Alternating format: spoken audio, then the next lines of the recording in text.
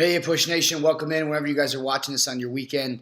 It's a beautiful weekend outside, so I want to keep it light here on the Fireside chat. But I do have a little bit of bad news that some of you may think is bad news, and that's that I do have an extra reading. So I really want to make sure, since we're going to talk about the Dust Bowl, fifth hour class is going to talk about the Dust Bowl on Monday, which means first and seventh hour, you guys can actually stream the class later, and that's the only class that anyone's going to miss that week, I think, with the exception of one other day for 7th hour.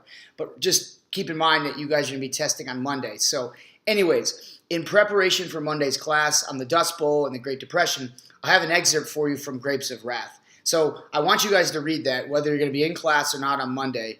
So I'll keep this to under 10 minutes. That's the promise. So you guys really should not be looking at more than 20 to 30 minutes of homework this weekend. So 2 topics to cover about the Great Depression, 2 topics that you're very likely to see on multiple choice questions because I have seen these topics come up a lot.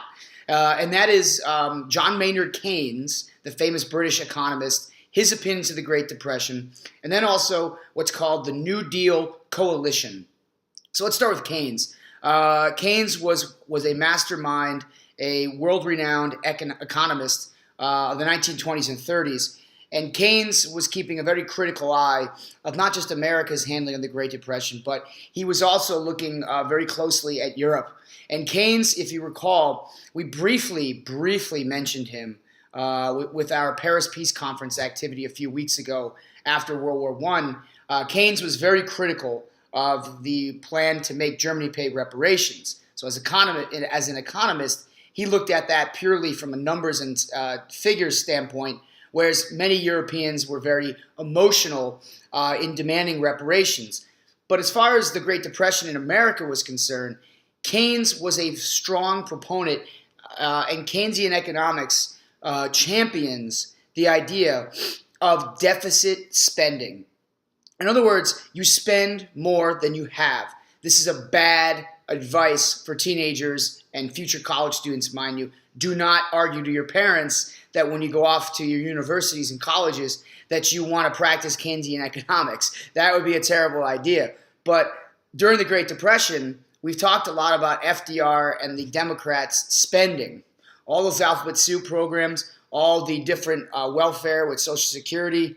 So deficit spending was a cornerstone of the New Deal, and Keynes was a strong proponent. In fact, he wrote FDR a very romantic, kind of enchanting letter on New Year's Eve, one of the years in the Great Depression. It was published in the New York Times. And this letter, if you Google it, has kind of gone down in economic and historical lore.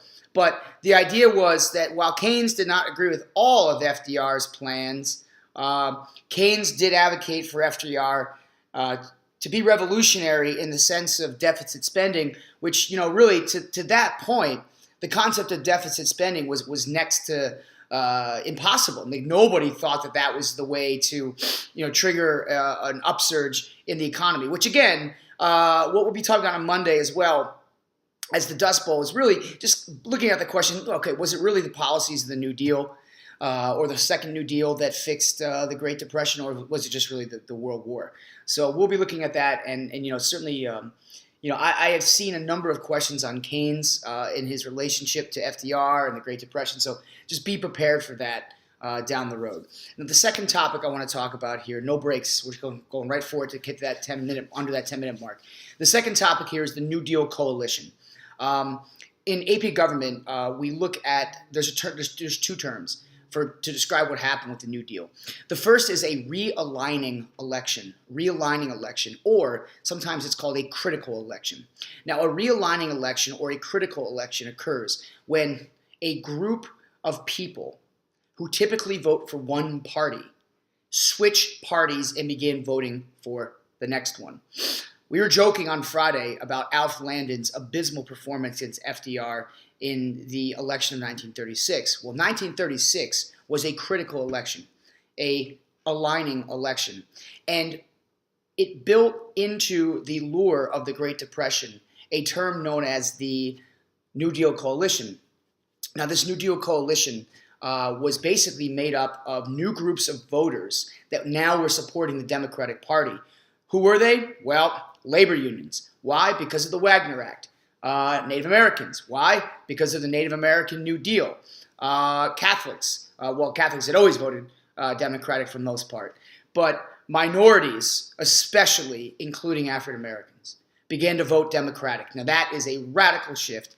That is a momentous shift. And I'm going to put some graphic up here while I'm talking, because this is worth just to see the percentage of African Americans who vote Democratic, not just starting in 1936, but all the way up to Obama's presidential election. It is absolutely critical that you guys understand that this marks a tremendous shift in voting patterns in the United States. The fact that African Americans switched over from the Republican Party in mass numbers starting in 1936, and bear in mind, we're still in Jim Crow, we still have lynching going on in the South, racism, segregation, etc. Yet blacks come out in large numbers for FDR. Why? Well, simply put, the New Deal was aimed at a lot of the relief, recovery, reform programs, and blacks benefited greatly. So FDR endeared himself. This again goes back to the political genius we mentioned about FDR. FDR endeared himself to the African American community. And as a result, blacks came out in large numbers to vote for FDR, not just in 36, but in 1940 and 44. And historically speaking, 1936 is a realigning critical election because it basically captured the black vote for the Democratic Party.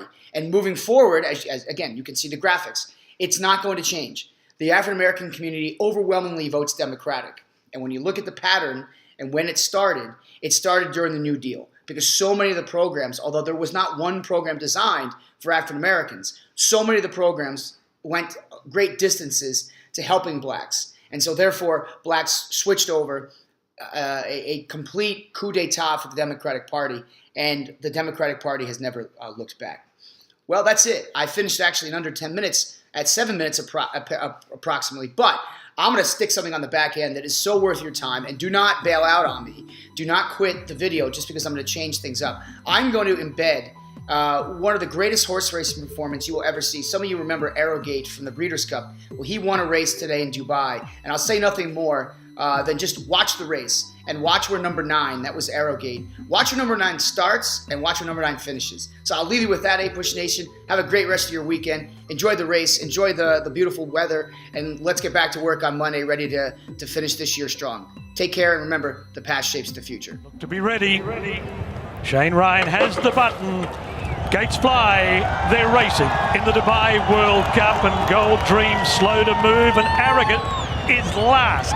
At the end of the first 100 metres, Arrogate last as they charge down to the judge the first time. Long River has swept to the lead. Gun Runner is second past the judge, Neolithic third. Multihidge from the wide gate will slot in on the fence. He's fourth on the turn out of the straight. A length and a half for Wardee on the inside of Special Fighter. 2 lengths away Apollo Kentucky. Furia Cressada deep move up in the middle. A length to Gold Dream, a length to Opportunity. 1.5 to Arrogate. 2 lengths to Keen Ice, and Lani is 3 lengths away at the tail of the field. Long River takes them down the back of the track. 1,200 metres left to run. The first quarter in 24.8, and Long River showed the way.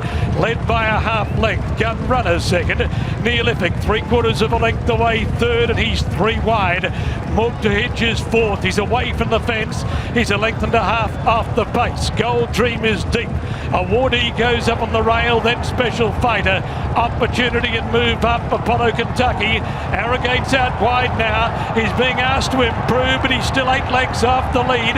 Further back, Furia Cressada, Keen Ice, and Lani is a long last. Gunrunner has gone to the front. They've 550 metres left to run, and Gunrunner showed the way. Neolithic's a half length away second. 1.5 lengths to Multihidge, and here comes the big A. Arrogate on the outside. Gun Runner in front of Neolithic, but Arrogate swoops up on the outside. America's King Croesus of horse racing went to the front. 200 metres left to go. Arrogate has drawn away from Gun Runner. A is for Arrogate. A is for Absolute Superstar. A is for Anointing. Have we seen the anointing of the man of war of the 21st century? Arrogate, a brilliant winner of the Dubai World Cup. from Gunrunner and Neolithic, then Mub to Hedge. Keen Ice, Opportunity, Awardee, Lani, Apollo Kentucky, Move Up, Special Fighter, Furia Crusada, Gold.